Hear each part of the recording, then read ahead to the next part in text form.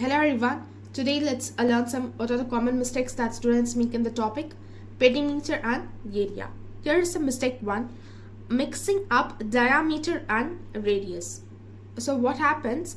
Students use the diameter in the formula as if it is the radius.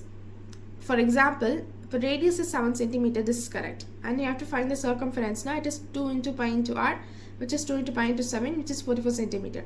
But some students mistakenly do it as the radius as 14, which is wrong. 14 centimeter is the diameter, which is not the radius. So here is a tip. You have to always check if the problem gives diameter, you have to divide by 2 to get the radius. Okay, if the radius is given, you have to get a diameter, you have to multiply it by 2. Okay, so just don't confuse between these two things. And here is a mistake 2, not squaring the radius in circle area formula. So what happens when I multiply pi into r instead of pi into r into r? For example, if radius is 4 centimeter, we have to find area pi into 4, which is 12.5 centimeter square, which is wrong.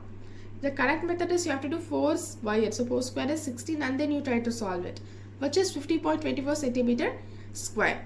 So here is a tip. Always square the radius for area of a circle. And here is a mistake 3, forgetting to of the base into height for triangle area. So what happens? Students calculate area of a triangle without dividing by 2. For example, if my base is 10 centimeter and height is 5 centimeter, for 10 into 5 is 50 centimeter, it's wrong. You have to multiply it with half also. So my area is half into 10 into 5, which is 25 centimeter square. You have to remember that triangle area is always half of base into height.